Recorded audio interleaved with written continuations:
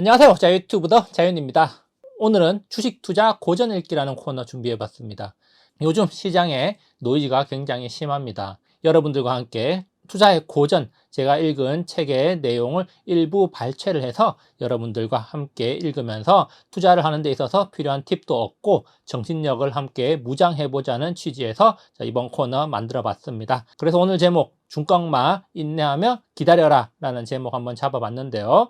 그렇다면 어떤 내용이 있는지 한번 살펴보도록 하겠습니다. 자, 오늘 내용은 목숨 걸고 투자하라 라는 책 65쪽에 나오는 내용 한 챕터를 인용을 했습니다. 어떤 내용이 실려 있는지 읽어보도록 하겠습니다. 잠재적인 투자 수익 가능성이 정말로 대단해 보이는 주식만 매수하겠다는 원칙을 고수하는 투자자라면 과연 언제 그리고 어떤 상황에서 투자를 실행해야 할까?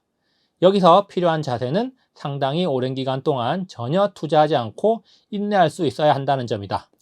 실제로 투자를 하다 보면 어느 정도 현실과 타협이 불가피하다. 이상적인 투자가 가능한 조건들은 절대로 언제나 똑같지 않다. 설사 그런 기회가 존재한다 하더라도 아무나 그것을 인식할 수는 없다. 그럼에도 불구하고 내가 여기서 그런 조건들을 설명하는 것은 독자들에게 도움을 주기 위함이다. 그런 조건들이 현실화할 때가 분명히 있기 때문이다. 우선 전반적인 시장 상황이 우호적이어야 한다. 즉, 대중들의 정서가 약세 분위기고 주식시장에서는 매도 물량이 압도적이라야 한다. 경기 여건도 좋지 않고 앞으로 더 나빠질 것이라는 전망이 지배적일 것이다. 주식들은 주가가 낮은 상태에서 거래되고 있어야 한다. 투자 대상으로 선정한 기업은 적자를 기록하고 있거나 흑자를 기록하고 있더라도 순이익 규모가 비정상적으로 작을 것이다. 혹은 당장의 순이익은 그런대로 괜찮지만 곧 순이익이 감소할 것이라는 예상이 지배적인 상황이다. 배당금을 전혀 지급하지 못하고 있거나 배당금이 예년에 비해 형편없이 적고 앞으로 합리적인 수준의 배당금을 지급할 것이라는 믿음을 찾아볼 수 없을 것이다. 주가는 대다수의 이 같은 시각, 즉 기업 실적에 영향을 미치는 여건이 나쁘다거나 곧 악화될 것이며 앞으로 계속해서 나빠질 것이라는 예상을 반영해야 한다. 이와 동시에 주식 매수자는 이런 표면적인 지표들과는 반대되는 시각을 견지해야 하며 그의 이 같은 시각은 반드시 건전한 판단과 믿을 수 있는 소통으로부터 얻은 정보에 의해 뒷받침돼야 한다. 대중들의 정서와 기대, 의견, 그리고 이 같은 요인들이 주가에 미치는 영향은 하나도 빼놓지 말고 전부 고려해야 한다. 이 점은 대단히 중요하다. 경기 불황이 심각하지 않은 상황에서도 결정적인 매수 기회는 올 수 있다. 불황에 대한 공포가 자리 잡았을 때가 이런 경우다. 어떤 기업의 순이익이나 배당금은 정상적인데 주가는 아주 매력적일 때가 있다. 향후 전망에 대한 두려움으로 인해 적자를 기록했을 때나 가능한 주가 수준으로 떨어진 경우다. 이와 반대되는 향후 전망이 좋아질 것이라는 기대가 넘쳐나 실제 기업 실적은 여전히 정상 수준을 밑도는데도 주가가 투기적일 정도로 높이 치솟는 경우가 있다. 그런 점에서 매수 타이밍을 결정짓는 요소는 매수 시점의 실제 순이익이 아니라 주가에 반영된 순이익이다. 따라서 강력한 성장 추세를 보여주고 있는 기업이라 하더라도 현재의 주가가 향후 몇 년치의 성장을 이미 반영한 수준이라면 매수하지 않는 게 현명하다. 과거 강세장 시절에 거래가 활발히 이루어졌고 앞으로 다시 거래량이 크게 늘어날 종목으로 매수 대상을 한정하는 것이 중요하다. 그러나 매수 시점에는 인기가 없고 주가도 하락했으며 향후 전망 역시 실망스러워야 한다. 장기적으로 보면 최고의 우량주도 주가가 바닥으로 추락할 때가 있는데 바로 이런 시점이야말로 엄청난 기회다. 이런 기회는 기업의 역사를 통틀어 한두 번 올 뿐이다. 우리의 목표는 어느 기업의 주식을 대다수가 투기 등급이라고 생각할 때 매수하고 대다수가 이제는 최고 투자 등급으로 올라섰다고 생각할 때 매도하는 것이다. 이렇게 함으로써 투자 수익과 안전을 확보할 수 있다. 주가가 무엇보다 중요한 고려사항이며 그 기업이 어떤 업종인지 따위는 부차적인 문제다.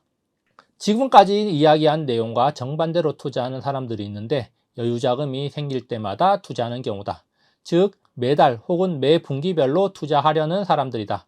나는 이런 입장에 절대 동의할 수 없지만 굳이 이렇게 투자하고자 한다면 가장 안정적이고 가장 뛰어난 기업에 투자해야 한다.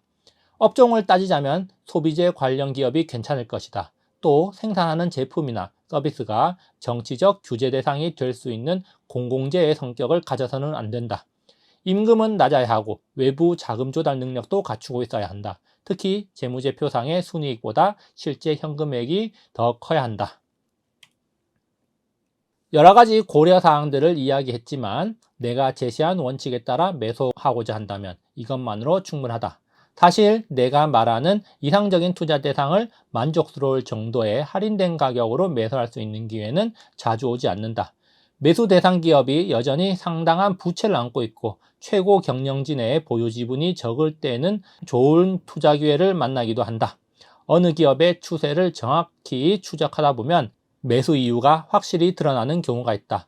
부채가 줄어들거나 궁극적으로 차입금 제로가 예상되고 실적 호전을 내다본 최고 경영진이 보유 지분을 눈에 띄게 늘릴 것으로 판단될 때가 바로 그런 매수 타이밍이다.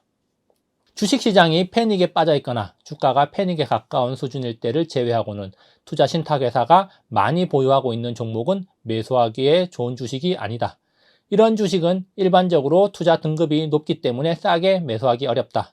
우리의 목표가 인기 없는 주식을 매수하는 것이라 하더라도 우리가 원하는 것이 무엇인지 분명히 알아야 한다. 현재 투자 회사들이 거의 보유하고 있지 않지만 나중에 지금보다 더 높은 가격으로 오르면 새로이 관심을 갖고 그들의 포트폴리오에 추가로 편입하는 종목이다. 기관 투자가들이 발표하는 보유주식 목록에 가장 자주 오르는 종목은 주가가 이미 상당히 올랐을 뿐만 아니라 다수의 잠재적인 매도자들로 인해 상황이 언제든지 악화될 수 있다는 점을 명심해야 한다. 확실한 기회를 기다리면서 자금을 투자하지 않고 놔둘 수 있는 능력과 자신감은 투자의 세계에서 살아남기 위한 전투에서 승리를 거둘 수 있는 열쇠다. 주식시장에서는 불과 몇 달 동안의 주가 변동폭이 몇 년치 배당금이나 채권 이자보다 더 크다. 따라서 지속적인 배당금이나 이자 수입을 얻는 것보다 이 같은 시장에서의 가치 변화에 주목하는 것이 훨씬 더 중요하다. 처음에도 말했듯이 이론적으로 이상적인 투자 조건을 실제 투자 현장에서 만나기란 거의 불가능하고 그런 완벽한 조건을 인식하기도 어렵다. 간단한 등식을 만들어 투자 수익 가능성 대비 투자 손실 리스크를 계산해 보는 것이야말로 이상적인 투자 조건을 인식하는 가장 훌륭한 방법이 아닐까 싶다. 여기까지 읽어봤습니다. 여러 가지 소음이 나타나고 불안감이 많이 나타나고 있는 시장입니다. 그렇지만 이런 시장에서 좋은 기회를 찾을 수 있다는 점을 생각하면서 오늘 이 책의 내용을 한 번 더 곱씹어 보시기 바랍니다. 저는 오늘 여기까지 하겠고요. 다음에 또 고전 읽기로 찾아오도록 하겠습니다. 감사합니다.